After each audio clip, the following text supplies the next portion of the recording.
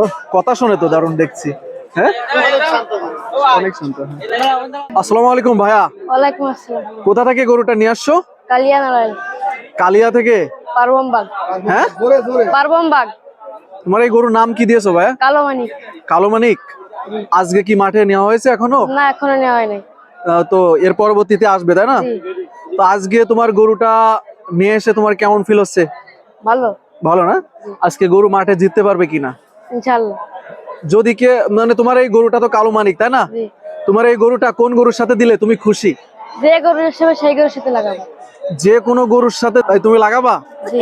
আচ্ছা, তোমার এই গরু আসলে আনুমানিক বাজার মূল্য কেমন কি আছে জানো? ভালো। হ্যাঁ, জানো না? 9.5 লাখ বলেছিল। 9.5 লাখ। ও আচ্ছা, তাও বিক্রি করনি না? তা তোমার গরুটা নিয়ে আজকের মাঠে প্রত্যাশা কি তোমার? ভালো। হ্যাঁ, ভালো। ভালো কিছু না?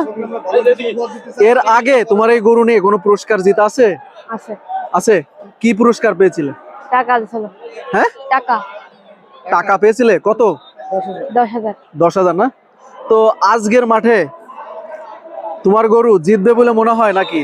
আছে, আশা করা যায়। আশা করা যায় না? আচ্ছা, আসলে তোমার এই যে গরুটা যে নাম দিয়েছো কালো মানিক, এটা দেওয়ার কারণটা কি? ও কালো বলেই দিছে। হ্যাঁ, সেটা ও কালো, কালো জন্য।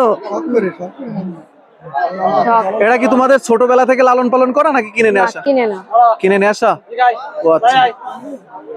তো সম্মানিত দর্শক, আপনারা কিন্তু দেখছেন কালো মানিক গরুকে, এবং এ হচ্ছে কালো মানিক গরুর মালিক। ও ছোট মানুষ তো একটু লজ্জা পাচ্ছে, তবে গরুটা কিন্তু অনেক বড়। মালিকের কাছ থেকে শুনলাম গরুটার দাম নাকি প্রায় 9.5 লাখ টাকার মতো এরকম।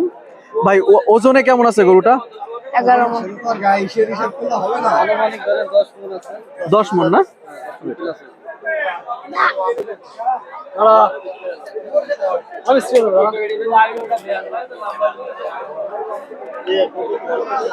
আসলে মুভ করা কঠিন, এ পাশে বাঁশঝাড় তো।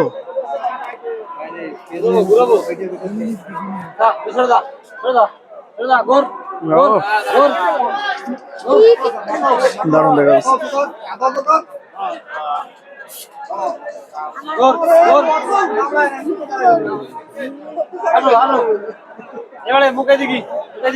ও কথা শুনে তো দারুণ দেখছি। হ্যাঁ, অনেক শান্ত।